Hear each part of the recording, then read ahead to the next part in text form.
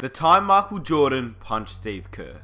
Now, as we all know, Michael Jordan is the greatest player of all time. He's done things that, well, we've never really seen before, and he's always said that the reason why he was so good was because he was so determined, he was so motivated, but the real reason why was because he was so competitive. We all know that. Michael Jordan was by far the most competitive person I think I've ever seen, and the amount of stories I've heard, and I'm pretty sure you have too, of Michael Jordan and his competitive nature is just insane. But the story that I'm about to tell you is one that doesn't really get talked about often, and personally, I think it's one of the best Michael Jordan stories, not because of what happened, but because of the end result, and how it affected both players heading into future years as teammates. As you know, if you're subscribed to the channel, I like to share stories that people don't really talk about, so if you're new around here, be sure to subscribe and enjoy the video. Here's the time Michael Jordan punched Steve Kerr.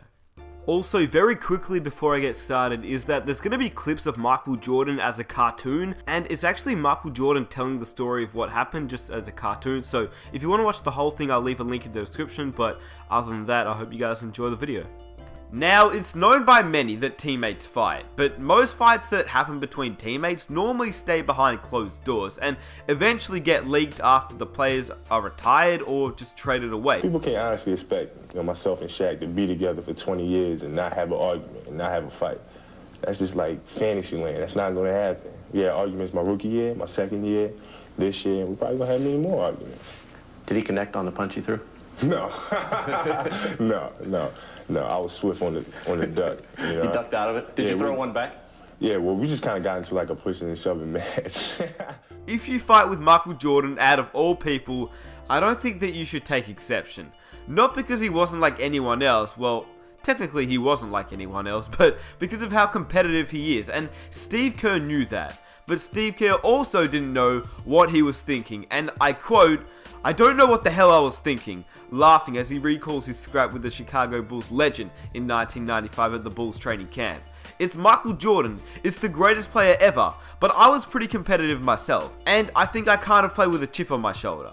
I had to, or I wouldn't have made it." Now, these words from Steve Kerr are true, but I don't know why, maybe it's just me, but I can't imagine Steve Kerr in a fight. He just seems like a nice guy. Anyway, that's besides the point, because he obviously was in the fight, and so was Michael Jordan. In fact, I'll let Michael Jordan do most of the explaining, because, well, he can obviously explain the story better than I can, because he was obviously there. This is coming back after the disappointing playoff game. Everybody was saying it was Scottie Pippen's team, but I was trying to work my way back up to where in '93 it was Michael Jordan's team. So it all started in 1995 when Michael Jordan and Steve Kerr got matched up in a scrimmage. It was very intense. Michael Jordan heard all the critics after the Bulls' playoff loss to the Orlando Magic and intended to silence them. The postseason defeat to the Magic in the conference semifinals, his first series loss since 1990, and many believe that his best years were behind him. I mean, when you think about it now, he literally did just come out of retirement that year, but because Jordan is, well, Michael Jordan, at 32 years old, Jordan was wanting to prove to haters otherwise. So yeah, the offseason started and this particular scrimmage came around. All Jordan could think about was the haters from the previous season, and he just wanted to prove them wrong. Instead, Phil Jackson, obviously the coach of the Chicago Bulls at that time, thought it would be a smart idea to spice things up a little bit. And this one day, I don't know, I was just in a very feisty mood. And Phil put Steve Kerr opposite of me. But he was giving Steve all the calls. And I'm getting like really ticked off. Anyway, Jordan was furious, and as a notorious trash talker, he and Kerr started talking trash on a couple of possessions, and then it just escalated from there. Now, we all know that Steve Kerr seems like the nice guy, and to be honest with you, the way that I visioned the event, I think Jordan probably said something a little bit too far, and that's how it all clicked, but I couldn't tell you for sure since I obviously wasn't there. Steve Kerr then says, "I took exception to something he said, so I was talking back, and I don't think Michael really appreciated that. And we got in the lane, and he gave me a forearm shiver to the chest, and I pushed him back, and next thing you know, our teammates were pulling him off me." One thing led to another. Next thing you know, I fouled him real hard. He fouls me real hard. And then before I knew it, I hauled off and just whacked it right in the eye. All the anger, all the comments of people saying that my skills had eroded and I wasn't the same Michael Jordan. And I was letting everything go. Of course, Steve Kerr got the worst part of the incident. I mean, he ended up with a black eye, but that's pretty much what happened to most players when they challenged Michael Jordan. But the thing was, and this is the main reason I wanted to make this video, is that after the fight happened, Steve Kerr earned Michael's respect. But yeah, Steve Kerr, only 6'3" against Michael Jordan, you would assume that he would get the worst of it, and he did. He ended up with a black eye. He threw some punches before, it was all broken up too, so good on him. The next day in practice, I'm looking at Steve. Steve got the biggest black eye. And when I saw him, I went right up to him. I said, you know what? I'm totally sorry. I just lost my temper. He said it was partly my fault, too. I knew not to push you. We two grown men and teammates stood there for almost 20 minutes apologizing to each other. From that point on, I've always respected him. He didn't give up. He fought back. You know, he may have gotten the worst end of it, but I respect him. Now, the fact that I found really interesting and completely forgot about was the fact that Steve Kerr and Michael Jordan didn't really have much of a relationship at this point. They'd only played together for 2 months, so the fact that Steve Kerr actually retaliated to Michael meant that Steve Kerr most definitely made Jordan respect him from that night forward. Jordan explained after the incident that he apologized. And I called back to the Bulls practice facility, and they gave me Steve's phone number, and I got his answer machine. And I said, Steve, I am so sorry. My anger got the best of me. I really am trying to get myself back to where I once was, and it was just something that shouldn't have never happened, and I truly apologize for it. Now, the thing that I love about this whole story is what actually came up after the fight. I mean, we all know that Steve Kerr, as a man who was one of the nicest guys in the NBA landscape, but the fact that he protected himself was the right thing to do. He says that he was embarrassed by how he was being treated and he wasn't going to put up with it. He also said that it was a totally different relationship from that point on. There was also mutual respect, with Kerr feeling that Jordan trusted him on the court more in important situations, which we now know is obviously true. Just look at the time Jordan trusted Kerr to take the game winner in the 1997 NBA Finals.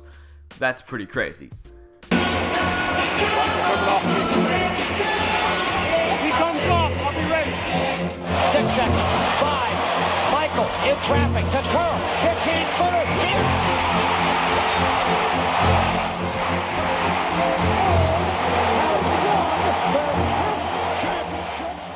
Now, it has to be said, the Bulls couldn't have been great without their immense talent of Jordan, Pippen, and Rodman, but they couldn't have been historic without coming together with players like Steve Kerr, Kukoc, and Ron Harper. The Chicago Bulls avoided major issues after the Kerr-Jordan incident and never lost more than 2 games in a row, taking on the characteristics of its coach and its leader. The same relentlessness that produced the training camp tussle led to arguably the best season of all time. After the incident, the Chicago Bulls finished with a 72-10 record, which lasted as the greatest record of all time until obviously the Golden State Warriors beat it, but I mean, the Bulls won a ring, so I still say it's the greatest record of all time. Now, from the NBA landscape and the outside world, from afar we don't really see what goes on in practices, and we're pretty much unaware of the little day-to-day arguments, but I can almost guarantee you that fights like this, maybe not to this extreme, but fights like this do happen a lot of the time, and it's not always a bad thing. It's just 2 players, 2 competitive players just getting into it, and I think it's honestly fine. I think we should maybe not hear more about it, but we should maybe sometimes get a little bit of insight from NBA players, because I think it's pretty cool hearing stories like this, and sometimes it can ultimately be the catalyst for creating tighter bonds, just like Michael Jordan and Steve Kerr. I honestly think that without the scuffle between Michael Jordan and Steve Kerr, the relationship between the 2 players probably wouldn't have been so strong. And I also want to mention the fact that Steve Kerr is probably one of the most genuine people in the basketball world, whereas Michael Jordan, no matter how great he was as a player, which I mean, he was obviously the greatest player of all time, he really wasn't the nicest bloke, and I'm pretty sure most of us know that. He was a great player, don't get me wrong. I'm not saying his basketball talent was not there. It was the greatest, he is the GOAT. But I'm saying, as a person, I don't think he was the nicest bloke, and that's just part of his nature. That's how he was. That's his competitive nature, and that's the reason why he was so good. That's just how he was.